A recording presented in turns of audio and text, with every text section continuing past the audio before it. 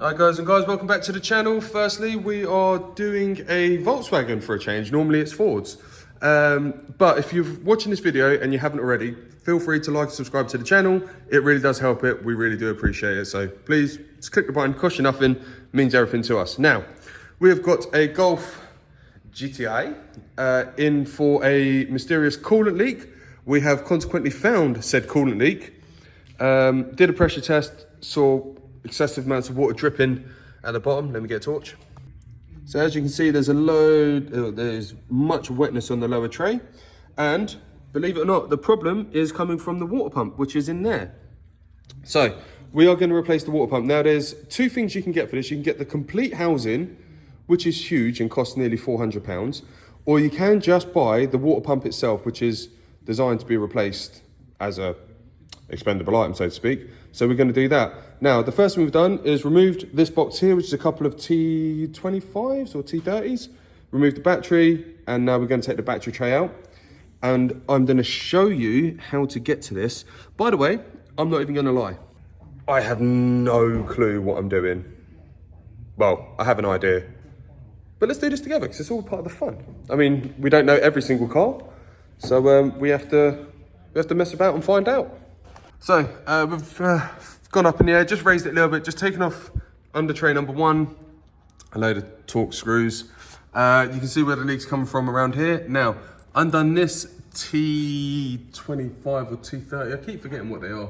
It is indeed a T30, I just checked. So now this pipe's nice and loose. I'm probably gonna undo it from here or here and get this pipe very much out of the way to get to the water pump. The water pump is, focus please, there.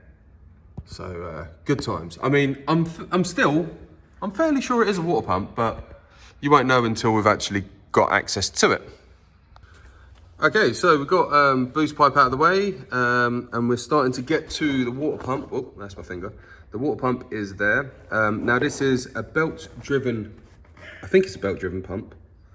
So what I'm gonna do now is just get to more access. So I've undone all of these plugs here to give me a little bit more wangle on dangle. I might actually undo a few more plugs, just try and get this loom up and out of the way. There's one more plug down there, which is, I believe, the oil pressure switch.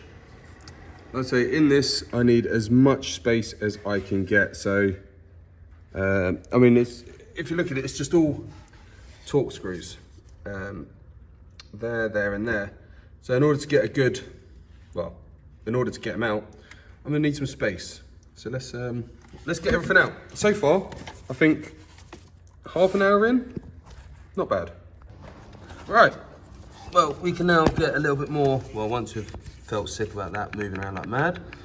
Well, there you go. Oh, by the way, I found my torch. So I've removed two bolts for the cover. There's one top left, one bottom right. And you can see where that amalgamate stuff is. Now this belt, from what I can tell, doesn't need any sort of tensioning or anything like that. It's, let's just wedge this here. I'll show you how tight this belt actually feels. Please stay still, stupid torch. Do you know what? I've got a head torch from a Thema. I don't know why I'm not using that. Hold on.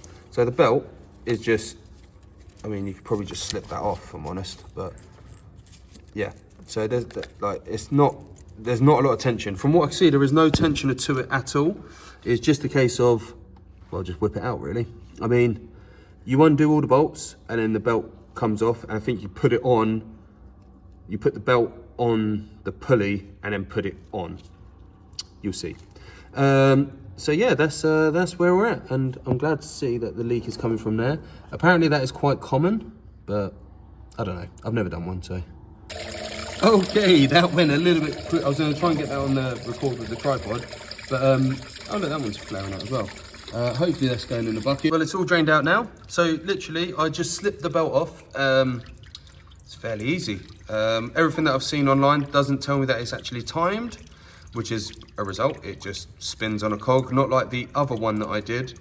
That had to be timed up on TDC, etc., etc. So now, it's just a case of, can I get this water pump out? No, I can't. Why not? Because this plug system's in the way. I do hate cars sometimes, so I'm getting stuck there by all them plugs. Yay! So we got it out. All we had to do was just move it around a little bit, and you can see where she's leaking from there in that corner. Now, to be fair, swap around. It was destined to fail at a given point. So if you can see, come on, focus a little bit.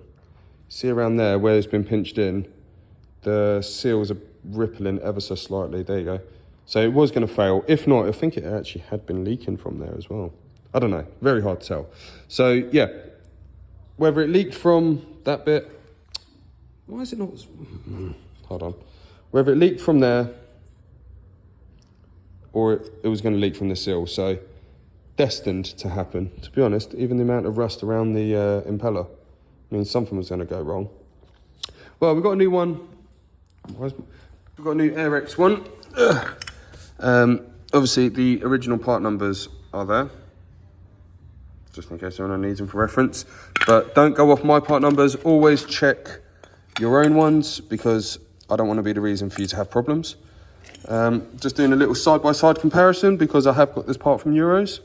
And if you're on my TikTok, you'll know how much Euros have annoyed me recently. Just check the seal. Everything's good. Now let's get that fitted. So we've got the seal in all nice. Something's telling me just to put a small bead of silicone on it. A very, very small bead. I know we don't need to, but I don't really want this happening again.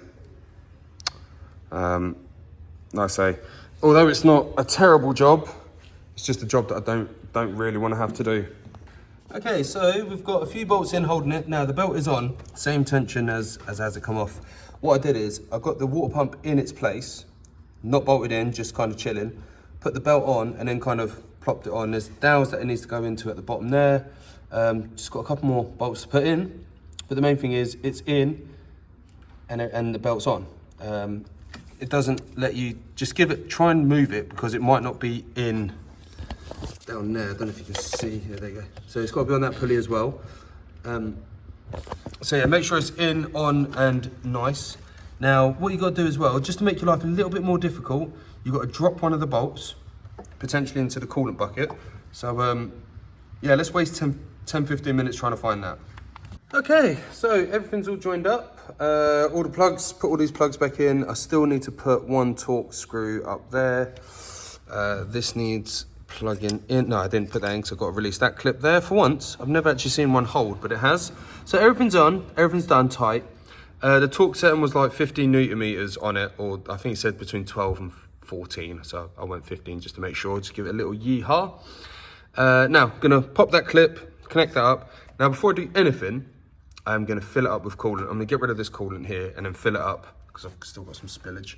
Fill it up, make sure we've got no leaks before I put everything back together, because I don't want to do it twice.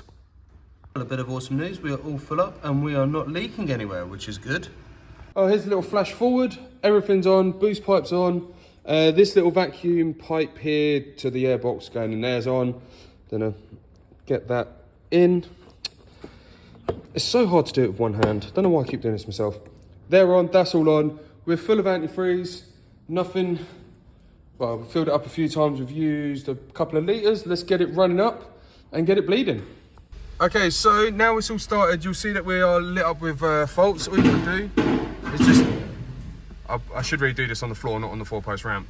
So take two. So all you do to get rid of the lights, you can drive it or just turn the steering wheel a few times and look, lights start disappearing. Now it's got tyre pressure. Okay, we're just approaching 90. All the lights are now off the dash. I did have to drive it a little bit. So we're just getting for 90. We've got hot air coming out, which isn't nice when it's about 20 odd degrees at the moment and muggy. So some more heat is just what I wanted. And we can just about see that we're getting water returning. Still quite a lot of air in the system, just waiting for the fans to kick in. Come on. Right, fans are kicked in. This one's all good, just take it for a little road test, but this one is done.